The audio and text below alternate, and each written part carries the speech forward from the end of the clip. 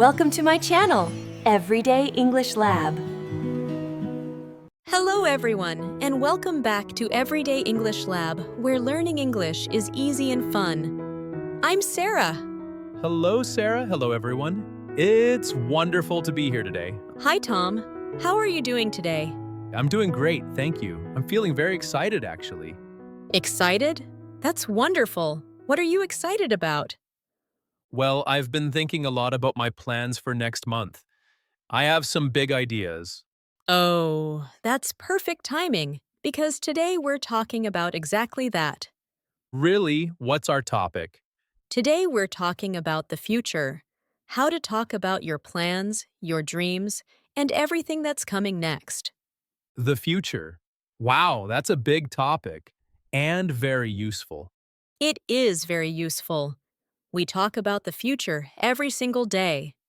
What are you doing tomorrow? Where are you going next week? What are your goals? That's true. I use future tense all the time without thinking about it. Exactly. And today we're going to make it clear and easy for everyone. I love that. But before we start, we should tell our listeners something important. Yes, we should. Everyone, if you're enjoying our podcast, please remember to subscribe to Everyday English Lab. Yes, please subscribe and click the like button. It helps us so much. And please share this episode with your friends who are learning English. We want to help as many people as we can. That's right. Thank you all for listening. Okay, Sarah, I'm ready. Let's talk about the future. Perfect. So, Tom, when we talk about the future in English, we have several ways to express it, but two are the most common. Let me guess. Will and going to. Exactly right. Will and going to. These are the two main ways. I hear these all the time, but sometimes I get confused about when to use each one. Many students have that same question. So let's break it down very simply. Okay, I'm listening. Let's start with going to. We use going to when we talk about plans. Plans that we already decided before this moment. Plans I decided before, like yesterday or last week. Yes, exactly. For example, Tom, what are your plans for this weekend? Well, I already decided yesterday that I'm going to visit my parents on Saturday. Perfect. You said I'm going to visit my parents. You made this decision yesterday, so it's a plan. I see. So it's organized. It's not a surprise. Right. It's something you already thought about. Here's another example. I'm going to cook dinner tonight. I already bought the food this morning. So the decision happened in the past, but the action is in the future. Exactly. You understand it perfectly. Another example. My sister is going to get married next year. She decided this months ago. Okay, that's clear. So going to is for plans that are already decided. Yes. Now let's talk about will. Will. This one seems simpler somehow. It is in some ways. We use will for quick decisions. Decisions we make right now in this moment. Right now? Can you give me an example? Sure. Imagine we're sitting here and suddenly it starts raining. Okay, it's raining. And you say, "Oh no, my car window is open. I'll go close it." I will go close it. I see. I didn't plan to close the window. I'm deciding right now because of the rain. Exactly. The situation happened and you react with will. That makes sense. What about this? The phone is ringing. I will answer it. Perfect example. You didn't know the phone would ring. You're deciding in this moment. Okay, so will is for spontaneous decisions. Yes, spontaneous is a great word for it. Will is also used for promises. Promises, like I promise I will help you? Exactly. I will help you with your homework. I will call you tomorrow. I will always remember you. Oh, that last one is very romantic. It is. Will is perfect for promises because you're making a commitment about the future. I understand. So, going to equals plan. Will equals spontaneous decision or promise. That's a perfect summary, Tom. But there's something else I should mention about going to. What is it? In casual spoken English, going to often sounds like gonna, Gonna? Yes, I hear that in movies all the time. right? I'm going to go home becomes I'm gonna go home. It's very informal but very natural. So, should I say gonna when I'm speaking? With friends, yes, it sounds natural. But in writing, especially formal writing, always write going to. Okay, so gonna is only for speaking, never in emails or letters. Correct. Now let's practice a little. Tom, tell me about your plans for next month. Use going to. Okay. Next month, I'm going to start a new exercise routine Great. Why next month? because I already signed up for a gym membership yesterday, so it's a plan. Perfect use of going to. What else? I'm going to read 3 books next month. I bought them last week. Excellent. You're using going to correctly because these are organized plans. What about you, Sarah? What are your plans? Well, I'm going to take a cooking class next month. A cooking class? That sounds fun. Yes, I love cooking, and I'm going to visit my grandmother. I haven't seen her in a long time. That's nice. So we both have plans for next month. We do. Now, let's practice will. Imagine we're in a restaurant right now. Okay, we're at a restaurant. The waiter brings the menu. You look at it. What do you say? I will have the chicken pasta. Perfect.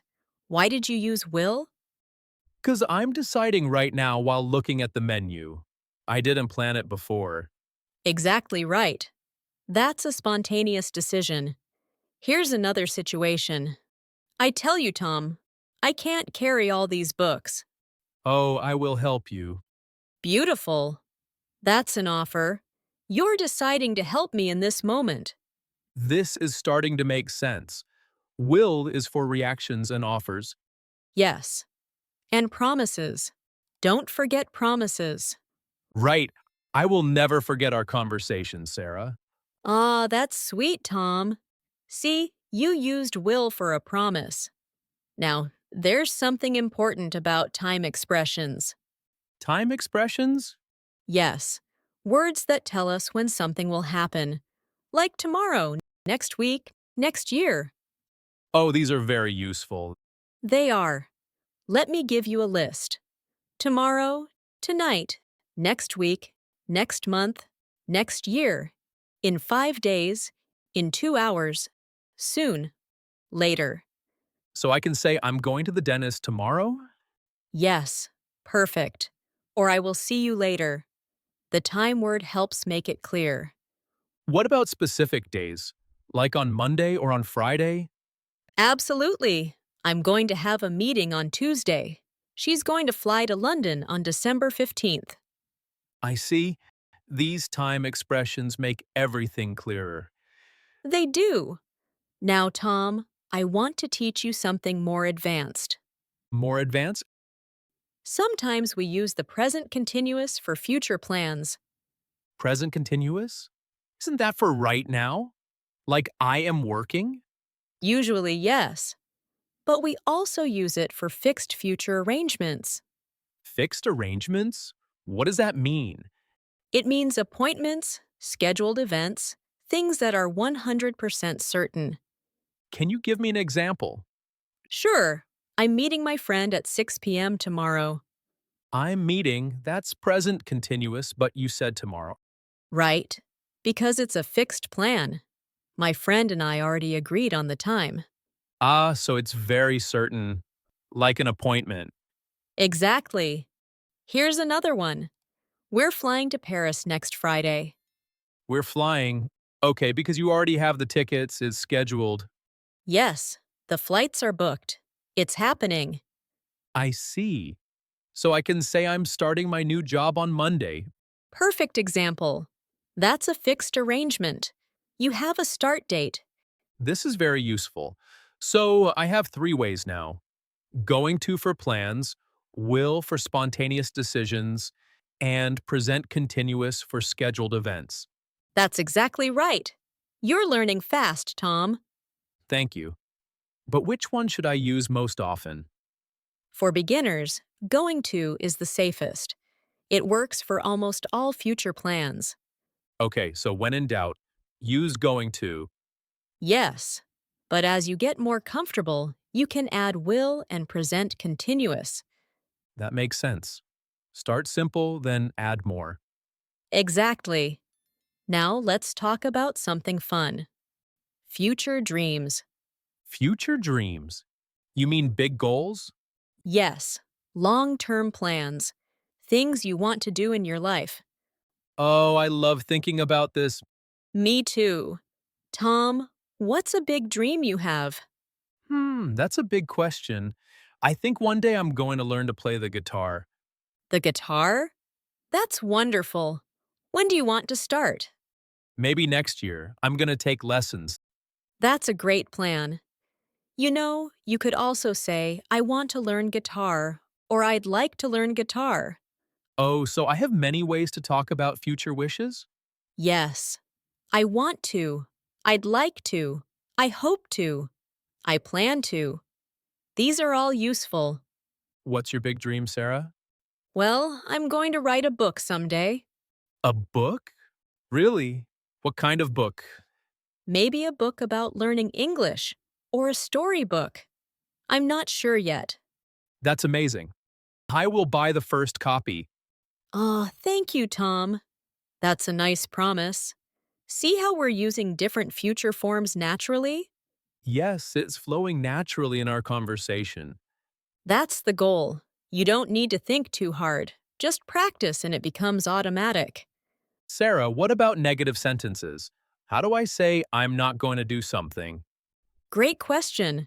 For going to, we say I'm not going to. For example, I'm not going to eat meat today. I'm not going to. Okay, that's simple. What about will? For will, we say I won't. It's a contraction of will not. Won't. So I won't go to the party tonight. Perfect. Or I won't forget your birthday. These contractions make it faster to speak. They do. English speakers love contractions in casual speech. What about questions?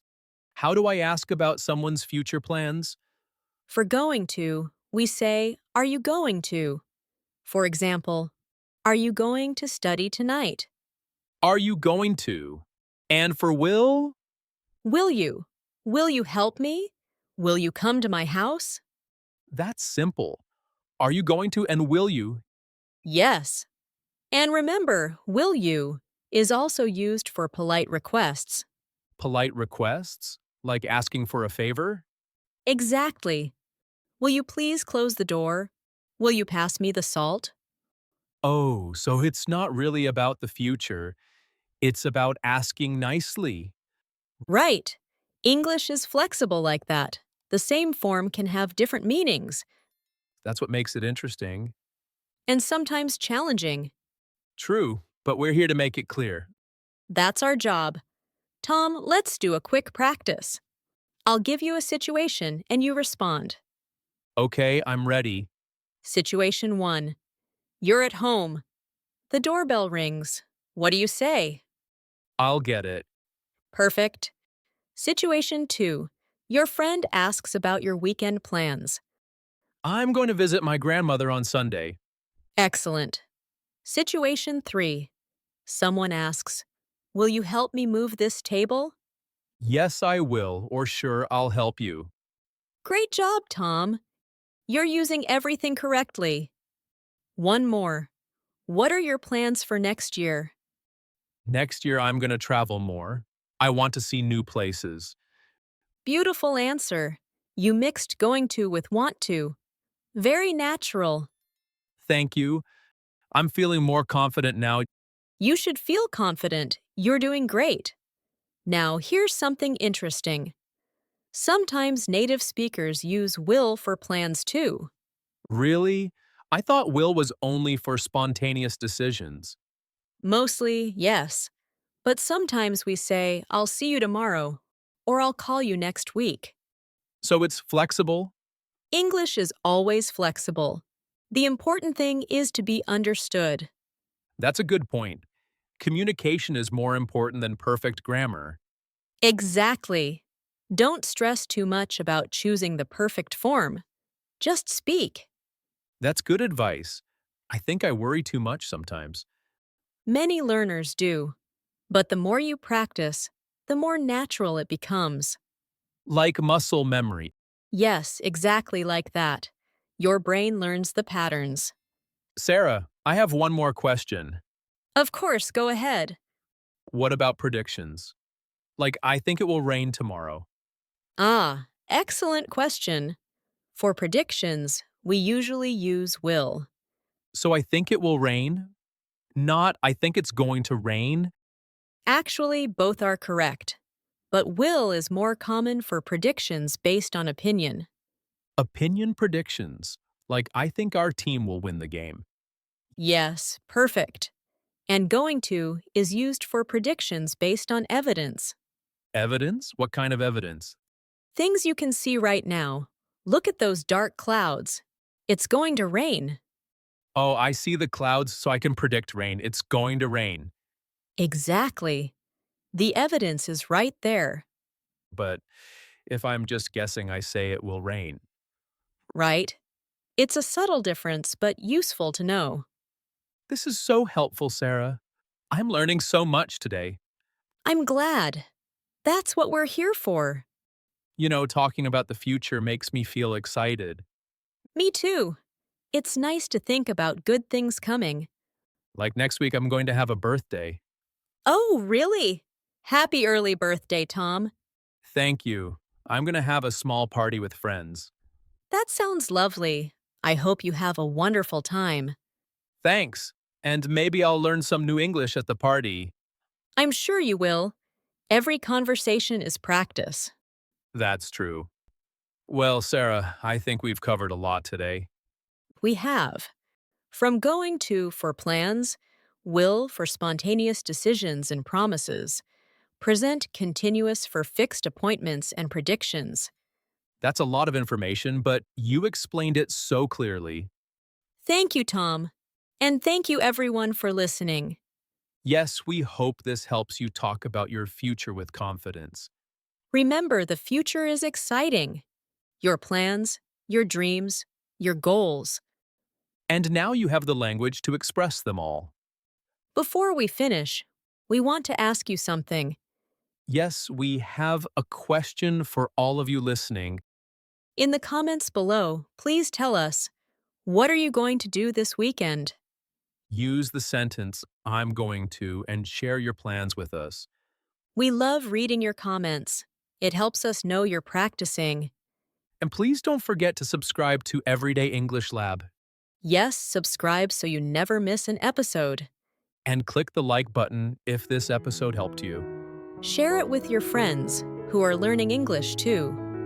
Thank you all so much for listening today. It was wonderful spending time with you. Keep practicing, keep learning, and keep looking forward to your bright future. We'll see you next time. Goodbye, everyone. Bye for now.